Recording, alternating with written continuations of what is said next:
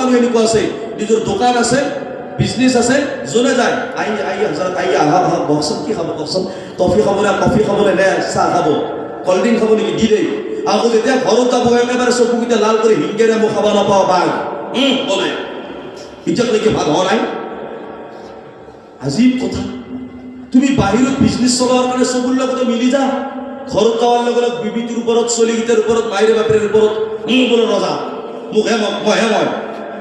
আল্লাহ নবী কেইজন মানুহ ভাল বুলি কোৱা নাই কৈছে তোমালোকৰ মাজত সেইজন মানুহ শ্ৰেষ্ঠ যিজন মানুহে নেকি নিজৰ পৰিয়ালৰ লগত মৰমিয়াল ব্যৱহাৰ কৰে বুজি পাইছে আজি আপুনি মই তেনেকুৱা এজনী ছোৱালী বিয়া পাতি আনিছো বান্ধি এতিয়া আমাৰ কাৰণে হয় তাই বান্ধি কাপোৰ ধুই দিব লাগিব যদি কাপোৰ ধোৱা নাই পিছদিনাই গালি আৰু সপনি আৰু কোবোৱা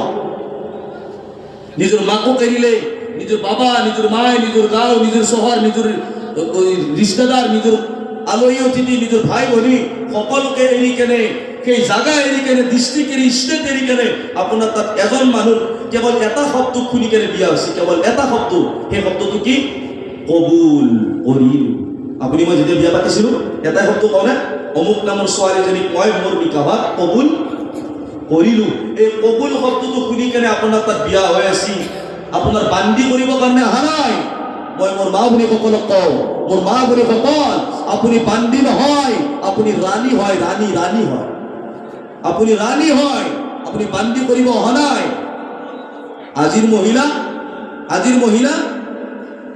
আহি কেনে বান্দিৰ দৰে ইস্তেমাল আৰু মা ভনী কবাই ভাল কিন্তু বাহিৰত ঘূৰি দিলেতো ভালে পায় এৰি দিয়ে ছাগাল গৰুৰ দৰে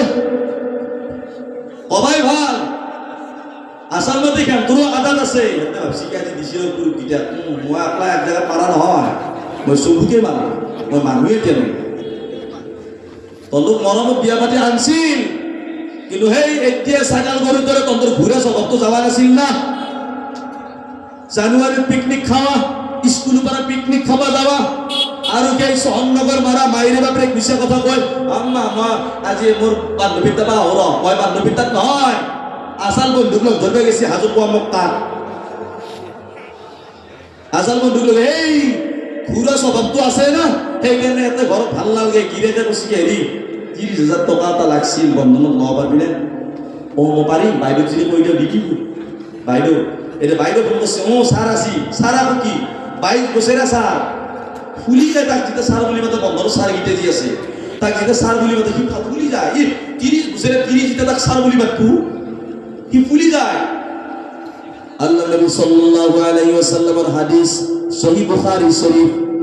আল্লাহ নবী সাল্লাল্লাহু আলাইহি ওয়াসাল্লামের হাদিসত কয় লানা রাসূলুল্লাহ সাল্লাল্লাহু আলাইহি ওয়াসাল্লাম লানা রাসূলুল্লাহ সাল্লাল্লাহু আলাইহি ওয়াসাল্লাম কইছে কি সেই সকল মানুহৰ ওপৰত খোদাৰ লানত হয়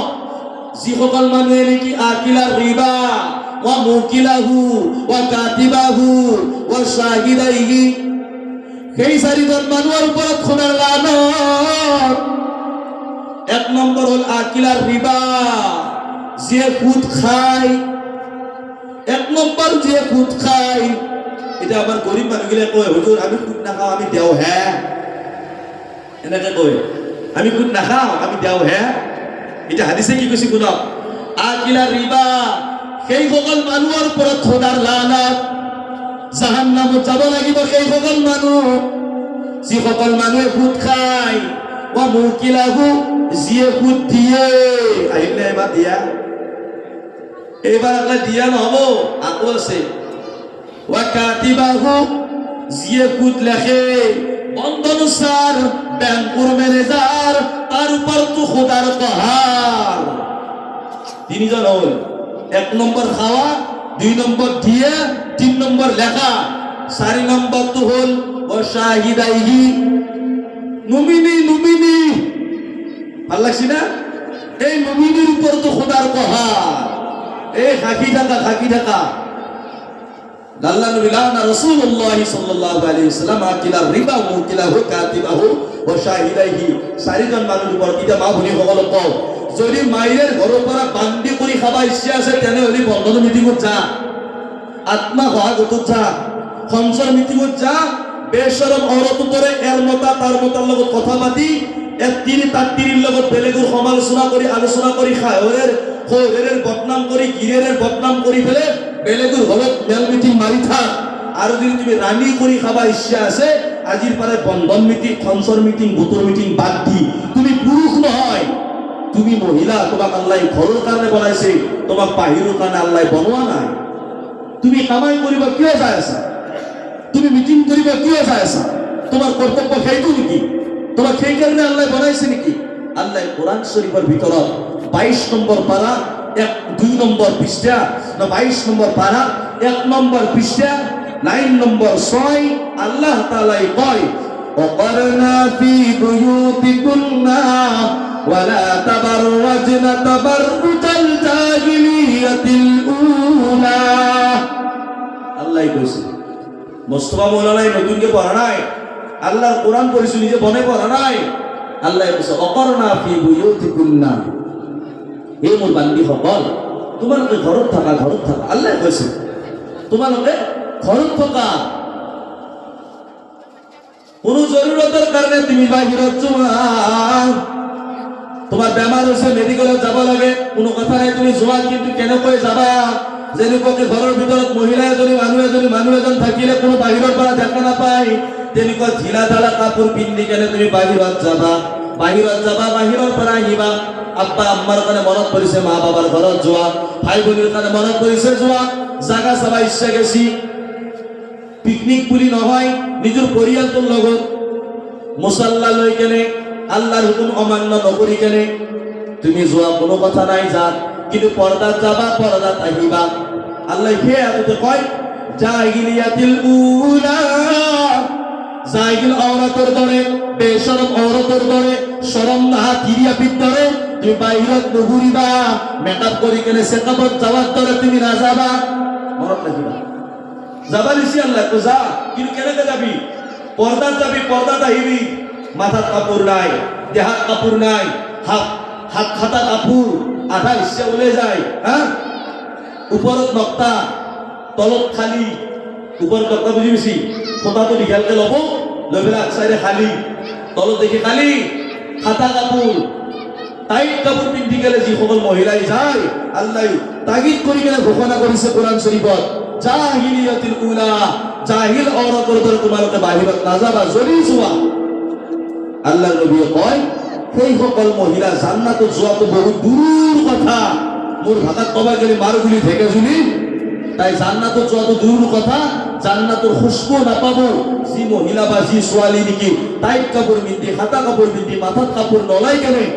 চুলিত ষ্টেপ কৰি কেনে বেলেগ পুৰুষক দেখুৱাৰ কাৰণে ৰাস্তাই দি যায়, ৰাস্তাই দি আহে, নিজৰ গিৰাকৰ ওচৰত থাকে সবিশ্ৰেণী হৈ, আৰু যেতিয়া বেলেগৰ পেট যাব, বা হেমা মালিনী সিনেমাৰ হিৰোইনি একেবাৰে, কেনে দেখি সেই মুখখানত যেতিয়া এই মেকআপ নকৰাকৈ যিটো নূৰ আল্লাহ দিছি, সেইটো নূৰ সমান হ'ব নোৱাৰে। চাব আমি মেকআপ নকৰো, আগুৱাই নহব আল্লাহৰ ফজলত, কিয় বেয়া লাগে নেকি? কইলে হ'ব পাৰো, বেয়া লাগে নেকি? কইনা নাপাওঁকে আছো, মানুহ নামতাকে আছে, মানুহ কাষত নবহাকে আছে, খানা নেদাৱাকে আছে, চব কৰি আছো, তন্তে আল্লাহ দিয়া নূৰটোৰ ওপৰত খাত্তৰ অকমান মেকআপ দি পেলাই কি পাম? ভৰিত দেখি যি চাৱা যায়, বাইচেপ নজৰ পৰে, কেনে কলে সফল লাগি আছে, ফাটি গেছি, আৰু মুখত দেখি চাই যে ব্লেক এণ্ড হোৱাইট, এই টিভিটিৰ দৰে মুখখন কেনে ধপধপ কৰা তেজটো মানুহৰ দৰে বগা, পিছে ঘূৰি আটা ঘূৰি মইদা সোপা ঘূৰি পাই কেনে ধৰিছে মুখখন। মই সেই সকল মহিলাক কওঁ, চেহাৰাক দেখুৱাই কেনে গৌৰৱ অহংকাৰ নকৰিবি, বেগনা পুৰুষক দেখুৱাৰ কাৰণে মেহচুচ নকৰিবি, নহ'লে তোমাৰ জিন্দগী মাত্ৰ 15 বছৰৰ পৰাই 30-35 বছৰলৈকে তিনি মানুহ পিছলি ভাল লাগে। মনত ৰাখো, মাত্ৰ 15, 16 বা 12 বছৰৰ পৰাই 30-35 বছৰলৈকে ভাল লাগে, তাৰপিছত গাৰ চালটো পাবগে হ'ল, ইপিনে কলে পৰবে হ'ল, আকলে পৰি যাব, তাৰপিছত গাৰ চাল ফটো পাবগে হ'ল, আঁঠুত বিষ, কঁকালত বিষ। আল্লাহ হিফাজত কৰক, মাত্ৰ 15 বছৰৰ মানুহ দেখাই কেনে তুমি নিজৰ জিন্দগীটো জাহান্নাম কিয় বনাই আছা? এজনী মহিলা মাৰা গেলে কেইখন কাপোৰ দিয়ে কওকচোন? কেইখন কাপোৰ দিয়ে? সঁচাই পাঁচখন দিয়ে নে? মাৰা দেওয়া 12 বছৰীয়া আপী এটা, 22 বছৰীয়া ছোৱালী এটা, 30 বছৰীয়া খুৰী এজনী, 60 বছৰীয়া নানী এজনী, কোনোবাই বেপাৰটো নেকি কওক? মাৰা যাওয়া তিৰিদিক ব্যাপাৰটা কোনবাই ভাই কলে নিব কোনবাই নিজেৰ জানো